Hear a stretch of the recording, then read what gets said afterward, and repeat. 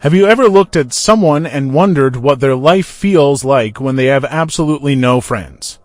Not a small circle, not just one close person, no one to text when something funny happens, no one to call when life falls apart.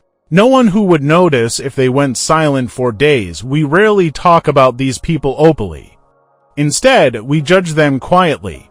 We assume something must be wrong.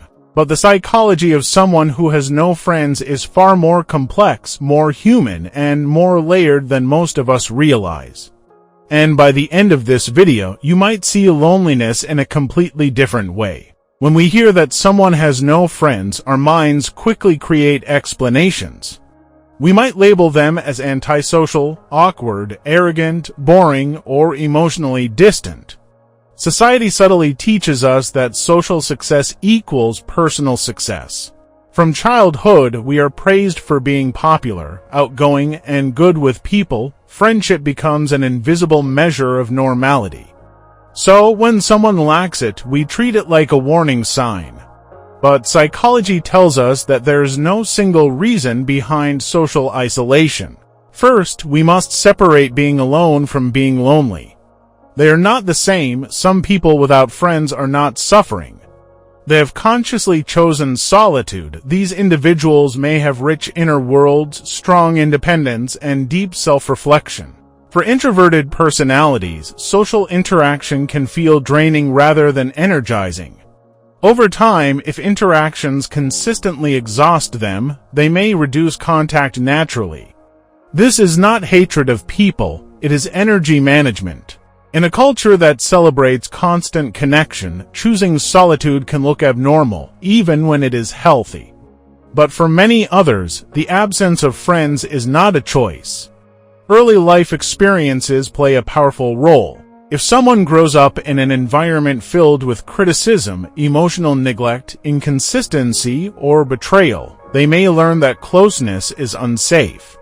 According to attachment psychology, our early bonds shape our future relationships.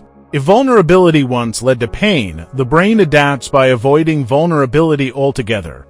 As adults, these individuals may appear distant or cold, but often they are protecting themselves from repeating old wounds. Social anxiety is another major factor. Imagine wanting connection but feeling intense fear every time you speak. Your heart races, you overanalyze your words. You replay conversations for hours afterward. Eventually, avoidance feels safer than risk. If you do not attend gatherings, you cannot embarrass yourself. If you do not try, you cannot be rejected. The brain, trying to protect you, chooses isolation. Ironically, this protection deepens loneliness and strengthens beliefs like "I'm not interesting" or "no one likes me." A painful cycle begins. Depression can also quietly erase friendships.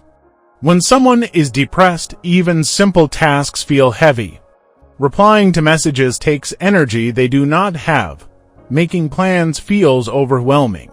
They may cancel repeatedly, not because they do not care, but because they are emotionally exhausted. Over time, invitations stop coming, the social circle shrinks. Isolation increases, which worsens the depression. From the outside, it looks like disinterest. From the inside, it feels like silent struggle. Sometimes, having no friends is about mismatch rather than dysfunction. A person may live in an environment where their values, humor, or depth do not align with those around them. Someone thoughtful and introspective may feel disconnected in a culture focused on superficial conversation.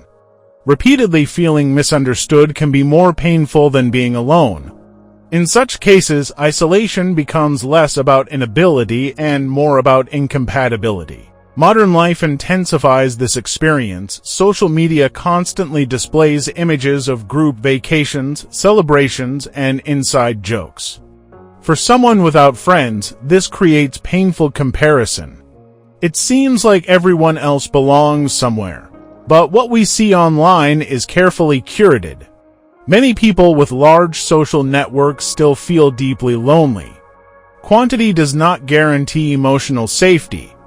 Some individuals with no friends may actually know themselves more deeply than those constantly surrounded by distraction. There are also highly self-sufficient personalities who simply rely on themselves. They enjoy working on personal goals, learning, creating, or thinking alone. For them, connection is optional rather than essential for identity. While humans are wired for some level of bonding, not everyone requires constant companionship to feel stable. However, long-term emotional isolation can carry risks. Humans evolved in communities. Prolonged disconnection can increase stress, anxiety, and vulnerability to depression. Even those who prefer solitude benefit from at least one safe, meaningful connection. The key is not having many friends, but having at least one relationship built on trust and emotional security. Another hidden factor is shame. People without friends often feel embarrassed about it. They may avoid talking about weekends or lie about plans to protect their image. This shame creates another barrier to forming connections because vulnerability feels dangerous. Over time, the absence of friendship becomes part of identity.